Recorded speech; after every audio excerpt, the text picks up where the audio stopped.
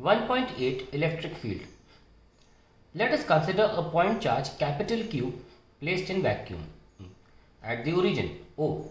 If we place another point charge small q at a point P where distance OP equals to R, then the charge capital Q will exert a force on small q as per Coulomb's law. We may ask the question, if charge Q is removed, then what is left in the surrounding? Is there nothing? If there is nothing at the point P, then how does a force act when we place the charge Q, small q, at P? In order to answer such questions, the early scientists introduced the concept of field. According to this, we say that the charge capital Q produces an electric field everywhere in the surrounding. When another charge small q is brought at some point P, the field there acts on it and produces a force.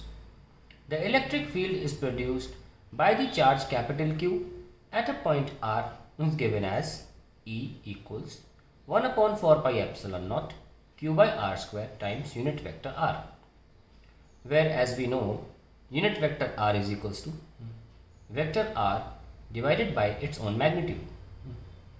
It is a unit vector from origin to the point P. Thus, equation 1.6 specifies the value of electric field for each value of the position vector r.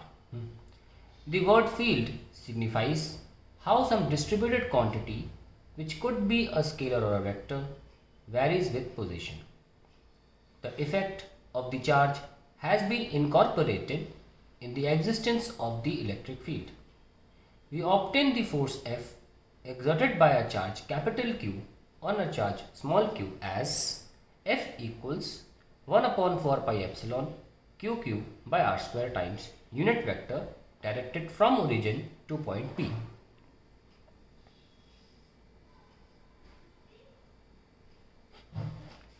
Note that the charge small q also exerts an equal and opposite force on the charge capital Q.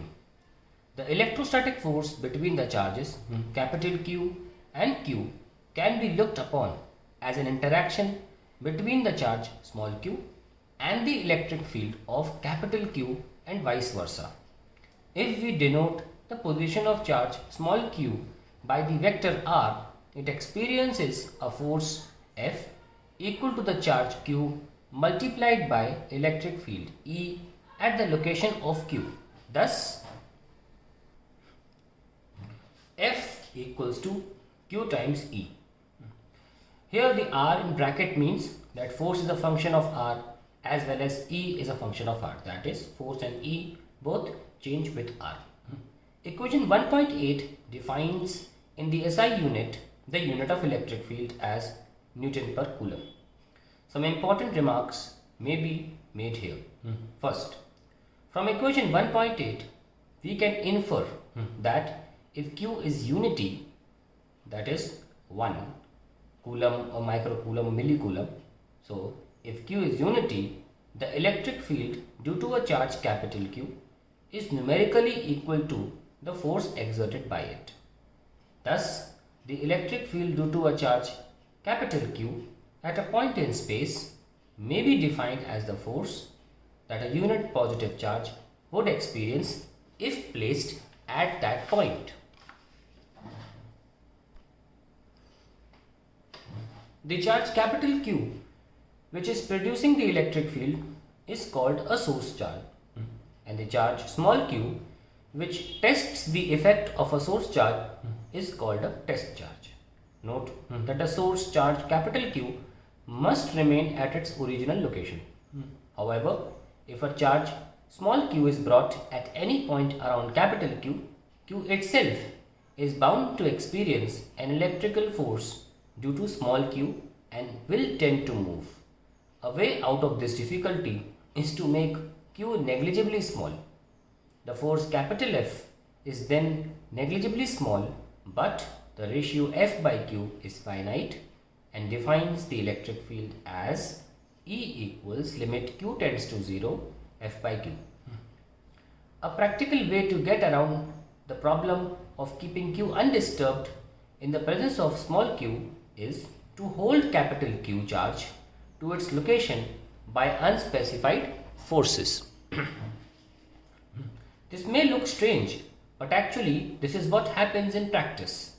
When we are considering the electric force on a test charge small q due to a charged planar sheet, the charges on the sheet are held to their locations by the forces due to the unspecified charge constituents inside the sheet.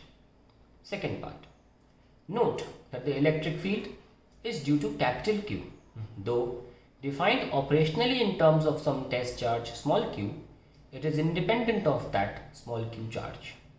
This is because F is proportional to Q, so the ratio F by Q does not depend on small q. The location of the charge small q, which may take any value in the space around the charge capital Q. Thus, the electric field E due to capital Q is also dependent on the space coordinate r.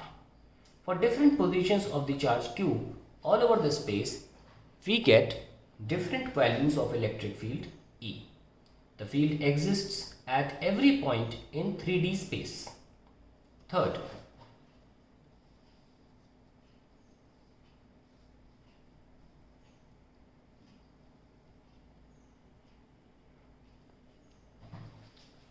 for a positive charge, the electric field will be directed readily outwards from the charge.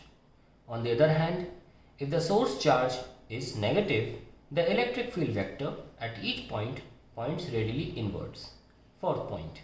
Since the magnitude of the force capital F on charge Q due to charge capital Q depends only on the distance r of the charge Q from the charge capital Q, the magnitude of the electric field E will also depend only on the distance r.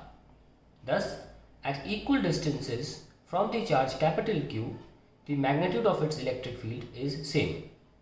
The magnitude of the electric field E due to a point charge is thus same on a sphere with the point charge at its center. In other words, it has spherical symmetry.